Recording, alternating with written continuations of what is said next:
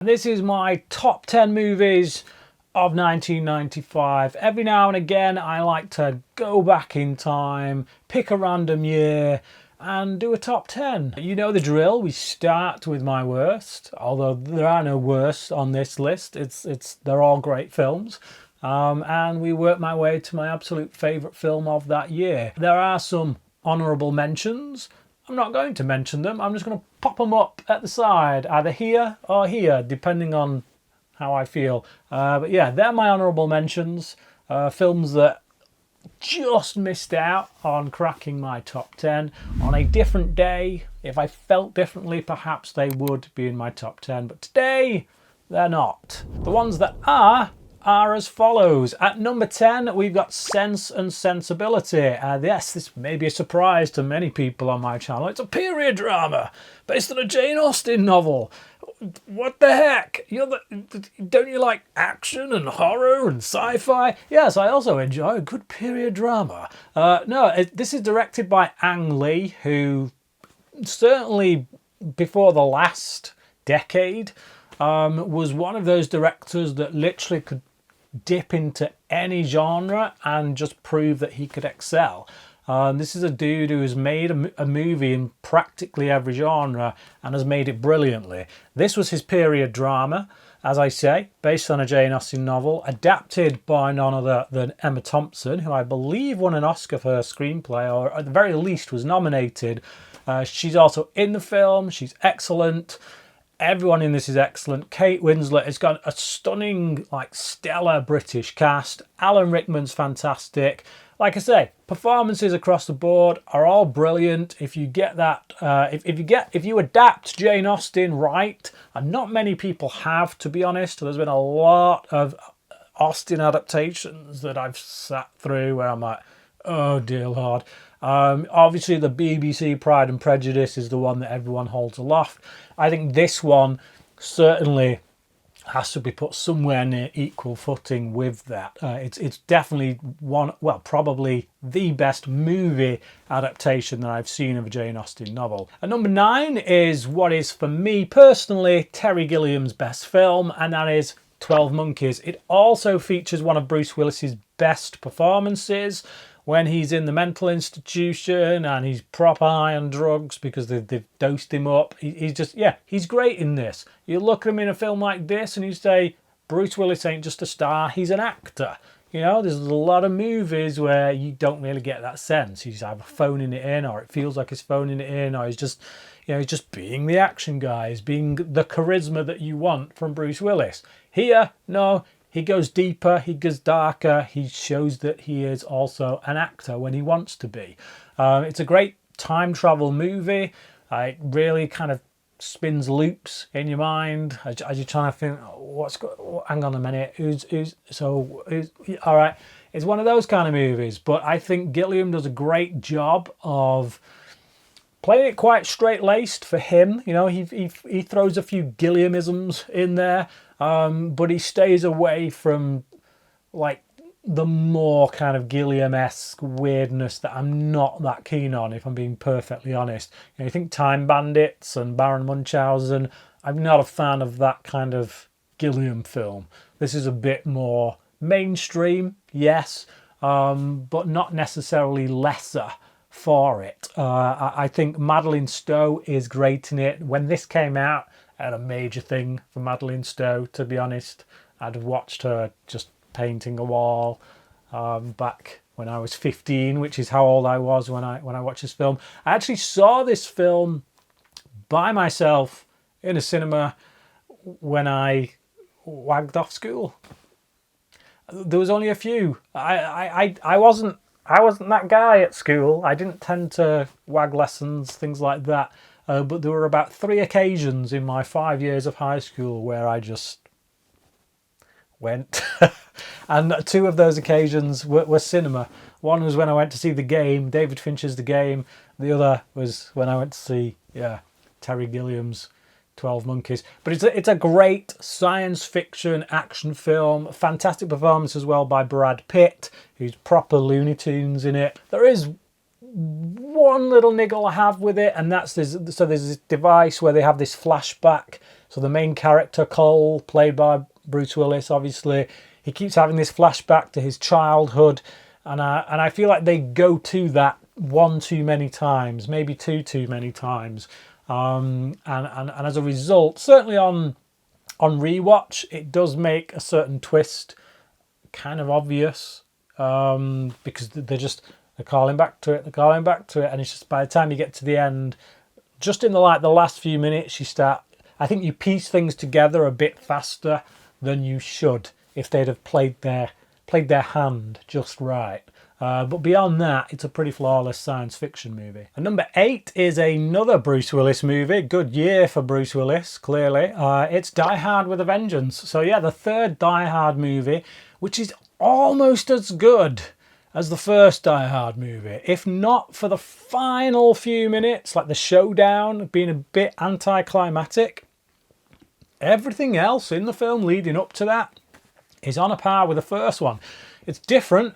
It's got a completely different flavour. So, as with the second film, where they just tried to essentially rehash the first one, but just in an airport, this one does things differently. It gives John McClane a reluctant partner. The two become like partners, but like at loggerheads. It's that kind of opposites thing where by the time you get to the end of the film, they actually become buddies. But it works. It works really well. Samuel L. Jackson is on fire in it. You got the original director, John McTiernan, returning and bringing the magic he brought to the first film, only to this one. Much more urban setting. We're on the streets of, is it Chicago? I think we're in Chicago. So we're on like the mean, gritty streets of Chicago, whereas before, obviously, in the first film, we were in the high-class business world of the Nakatomi Plaza. So, yeah, it does a lot to separate itself from the original while still being in that world, still being the same characters. So that's what you want a sequel to do. Change it up, but kind of still be the same as well. Die Hard with a Vengeance is perfect in that regard. And number 7 is Casino. This comes from a period where I wasn't that big on Scorsese, to be honest. I wasn't as big on Goodfellas as most people. Don't get me wrong, I love Goodfellas. As I've got older, I've appreciated it more. I am due a rewatch for that film, to be honest. I'm due a rewatch for Casino as well. It's been a long time since I've seen Casino, but based on my memories of it and the feelings that it kind of stirred within me, back in the day, I probably would have said I preferred it over Goodfellas. I think today, I don't think that would be the case, but yeah, it had an impact on me. It was raw, it was pretty brutal. The world in which it was set, it was just, yeah, one that I don't ever want to be a part of, but I'm quite happy to sit here and watch a 3-hour film where I can peer in and yeah, be thankful that I'm not a part of it. Sharon Stone gives a really good performance in this. Up until this point, she was just known as, the woman who did the leg crossing in Basic Instinct. It's like, okay. But no, she acquits herself here. She comes to the plate and she says, you know what?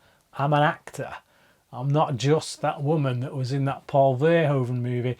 I'm an actor. I've got chops and I'm going to show him. And number 6 is the film that kick-started it all for Pixar. It is Toy Story, the first Toy Story. This was the first feature-length CGI animated movie, and it could have gone so horribly wrong. What they did is they told a good story with great characters that was touching, heartfelt, relatable to both kids and adults, and didn't just feel like it was there to sell toys. I mean, ultimately, they sold a shed load of toys because everybody wanted Woody, everyone wanted Buzz Lightyear. But the reason they wanted them is because they did such a damn good job of making them real characters that you could relate to and who you fell in love with. Number 5 is The Usual Suspects. This is, I think a lot of people consider this Bryan Singer's first movie. It's not. He did a film called Public Access before this, but this is the one that put him on the map. This is the one that was like, oh, fresh new director. He does a fantastic job with this movie. He picks a great cast, which certainly helps, and the screenplay is absolutely fantastic, by Chris McQuarrie. Now, of course, we all know Chris McQuarrie now as the guy behind the latest Mission Impossible movies. He's turned into quite a brilliant action director, but he's also a really fantastic writer when it comes to plotting and dialogue. You know, he's done great movies in that regard with the likes of Way of the Gun. I personally really rate the first Jack Reacher film as well. But yeah, he's very good at the old script writing, is Chris McQuarrie, and this is certainly a film that put him on the map just as much as it did Bryan Singer. At number 4, it is the movie that won Best Picture at the Oscars that year. It is Braveheart, of course, directed by Mel Gibson. This is a film that many films since have aped. It was the first one I remember seeing where the battle sequences were very full on. Mel Gibson didn't skimp on the bloodthirst. He said, you know what? When you get hit in the face with a mace, this is what it looks like. So yeah, we'd seen many battle scenes in movies over the years, and I'm not dissing any of them, saying that they're rubbish and that, but this was the first one I remember at any rate, where it was just like, oof, oof, oof, oh. And then since then, this is the movie that battle sequences in like medieval type movies, things like that, has aped. They all kind of jumped on the precedent that was set by Mel Gibson's Braveheart. Is Mel Gibson's accent a bit hokey? Yeah, it is. He still gives a good performance though. Accent aside, I still buy into the character. I still want to follow this guy, and I do love the story. It is a bit Brit hating, it's got to be said, or English hating, I should say. It's certainly not many redeeming qualities on the English side that are displayed. But hey ho, whatever. We've got hundreds of years of history where we've done some pretty nasty things, so I'm sure we deserved it. But no, it's a highly entertaining film that gets quite emotional, that has really great action sequences, that made me want to watch this kind of movie. You think films like Spartacus, movies set on the battlefield of old, where guns weren't involved, swords and sandals, that kind of thing. I was never really interested in that kind of movie until Braveheart. Braveheart was the first one I watched where I was like, wow, okay, that's how harsh it was. That's what it was like. And number 3 is David Fincher's Seven. So this is the film that he basically took the reins of after the debacle of Alien 3. He had such a horrendous experience on Alien 3, making a studio film. He swore he'd never get in that situation again. So he handpicked material himself, made sure he was invested, made sure he had control, and this is what we got. It's written by Andrew Kevin Walker, the writer who went on to do Sleepy Hollow. I would say they're his 2 most notable films, to be honest, Seven and Sleepy Hollow. I can't say he's done that much of note. Maybe The Wolfman, although that wasn't particularly well received critically. I think he's a good writer. Clearly when you get caught in the studio system, you can write the best script in the world, but once the studio gets their hands on it, that's it. Things happen. But he's certainly a talented writer on the basis of this. It's a great movie about the pursuit of this serial killer, but it's also a buddy cop movie. It's the darkest buddy cop movie you're ever going to watch, but that's essentially what it is. You've got this young rookie, bit of an upstart, gung-ho, wants to go in and just like, yeah, boom, all guns blazing, this, that and the other. And then you've got, played by Brad Pitt, and then you've got Morgan Freeman's older, wiser, more experienced, a lot calmer, able to be more analytical. And you put the two together, one's leaving the force, one's but just come in, and it's like sparks fly in many respects. but a bond is created between these two men. And as they pour over some of the darkest stuff that you could ever possibly hope to pour over as a human being, they grow close. You know, they meet each other's families. They grow a relationship, and that's kind of that's the core of the movie. Really, is this relationship between these two men who have to look at the worst of humanity on a daily basis. How do you keep your humanity? How do you keep your love for the people around you when you're immersed in the filth of the world on a daily basis? And they're confronted with this serial killer who forces them to look at that, to look at the world that they live in, and ask, do we deserve this? Do we deserve to even live when we look at the mess that's around us? It's a great movie, really is. It's got a cracking twist ending, heartbreaking twist ending, brilliant performance by Brad Pitt, and David Fincher just knocks it out the park. You know, when this movie comes out, everyone's raving about it. Oh, really? Who directed it? The dude who did Alien 3. You're like, no way, man. It's just, I'm out. But no, this was it. This was like David Fincher, something to prove. You know, he got out from under the studio system and was just like, look, let me show you what I can show you.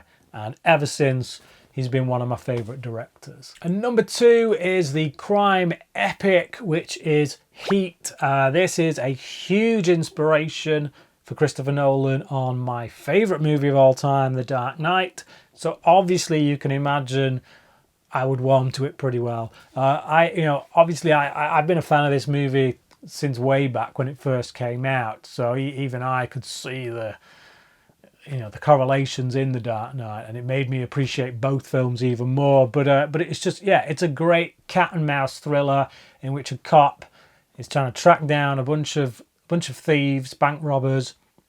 But you grow to love kind of both sides, and you realise that it's almost like the guys who are on the wrong side of the law have got their crap together, seem more focused, seem more kind of family orientated and all that, and then you've got this cop who's trying to pursue them, and his life's falling apart around him, and it's just like, and it's a study on obsession. Both parties are obsessed. You know, the leader of the bank robbers doesn't attach himself to anything. You know, he's just, as he says in the film, don't attach yourself to anything you can't walk out on in 3 seconds flat if the heat comes around the corner. And it's just, and that's what it's all about. These two guys who follow their obsessions to the point that that's all they have. Their entire lives are built around their obsessions, whether it's the next bank job or whether it's the next criminal that I've got to find, track down, and bring in. It's a really great movie. You've got Al Pacino, Robert De Niro, top of the game, finally together on screen. You know, and the film isn't just that scene. You know, a lot of people make, that scene is a big deal because you got two of the greatest actors of all time finally face to face, acting off of each other. It's great. It's an amazing scene. There is a lot more in the film besides that. Not least of which, one of the greatest shootouts, if not the greatest shootout ever put to film. No music at all, just the noise of gunfire. Feels completely real, completely immersive. It's a great action set piece, centerpiece of the film. But all the build up to that, the attention to detail by Michael Mann, who wrote the screenplay too, based on some real life characters.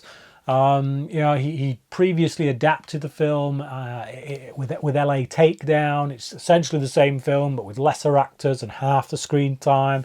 It's still a great film, actually. You know, as a straight to DVD or made for TV movie, it's actually a pretty great film. But when you stick the actors of Pacino and De Niro's caliber into it, suddenly it's elevated into something else entirely. When you give Michael Mann the resources to go to town on it, it's something else entirely. The build up, as I say, as one person chases another and that person turns the tables and makes them have to chase harder, it's great stuff. It's absolutely brilliant, stunning crime drama at its finest, and easily one of the best films ever made, not just one of the best films of 1995. But my number one choice, the best movie of 1995 for me personally, one of my top 10 movies of all time, is Dead Man Walking. This is an absolutely fabulous movie. It's a brilliant adaptation of a book that I've actually read, well, most of anyway. It's a pretty hard book, it's got to be said. It's a real eye-opener. If you really want your eyes opening to the capital punishment system in America, the death penalty, it's just, yeah, read that book. But this is a great adaptation by Tim Robbins, who adapts the script and directs the movie. Who knew he would be so good as a director? He's got my favourite cinematographer, Roger Deakins, doing an outstanding job, as always. And then it's got two just flawless performances. Susan Sarandon and Sean Penn in this are electrifying. They're absolutely phenomenal. It's just the two of them on screen together.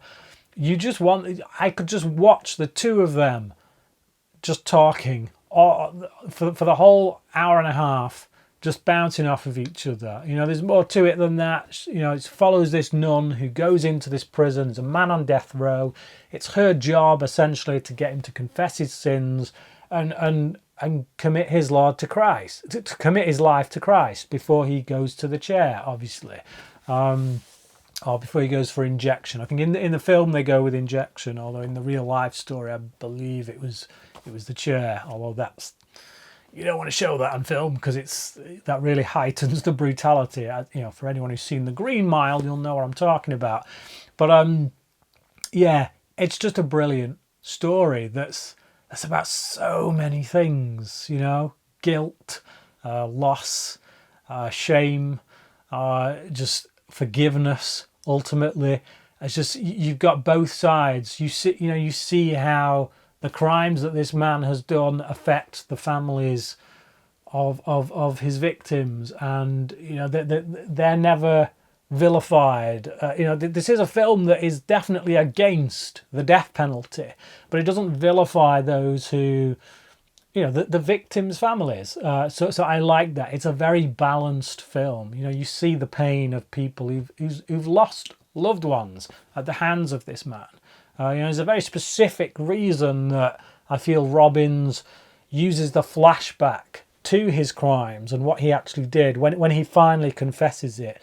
He uses that right near the end of the film, just before he goes to his death, and it's because, yeah, you could get all warm and fluffy about it and say, yeah, this dude deserves it. This guy doesn't deserve to be killed, this, that, and the other.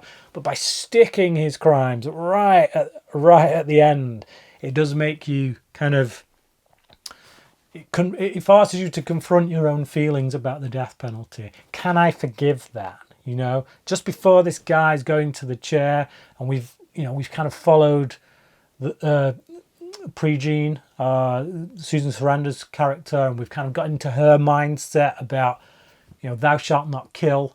You know, and it's just like, yeah, you're on. I'm on that side anyway. By the time I get to that point, but then you see this guy's crimes, and it confronts you with the notion that actually, does he deserve it? And it's just so it's just a brilliant drama. It's an you know, there's no explosions, there's no car chases, there's no big action set pieces, there's no histrionics or anything like it. It's just a brilliant story, drama, really well told, really well acted. There's not that many locations. There's not much to it in that regard, but there is so much meat on its bones with regards to what it's trying to say, what it's delving into, the different perspectives that are on show that need to be looked at.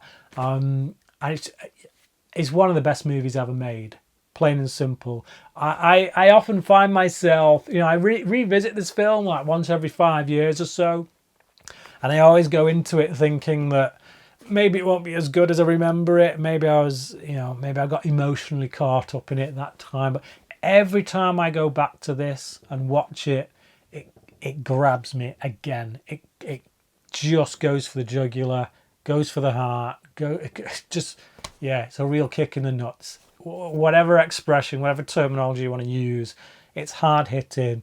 It's brilliant. It's fantastic. Dead Man Walking. Can't recommend it enough. If you're not touched by this film, you've got no heart. But there you go. That is my top 10 of 1995. What is your top 10 of 1995? If you want to see another video just like this that I've done, I'm going to post it just up here. There'll be a link for it. A little thing is going to pop up somewhere. I don't know what year I'll choose, but I've done some of these in the past. There'll be a few here. Check them out. But let me know what your top 10 of 1995 are. Don't forget to hit that notification bell if you haven't done so already. Hit subscribe if you haven't done so already. Check out my Patreon and membership programs if you'd like to find out what perks you can get for supporting this channel. Thank you for watching this video, and until next time, cracking.